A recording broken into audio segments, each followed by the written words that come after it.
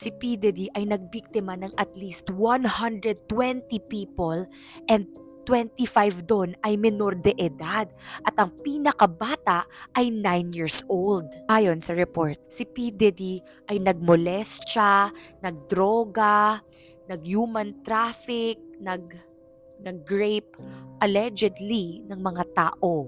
Parehong lalaki, babae, at pati mga bata na pinipilit niya yung mga biktima to do mga lalaswang bagay with him o naghalo ng illegal na gamot o horse tranquilizer sa kanilang inumin para mapagsamantalhan sila. Si P. Diddy ay isang sikat na rapper, music producer. So kilala siya sa music industry.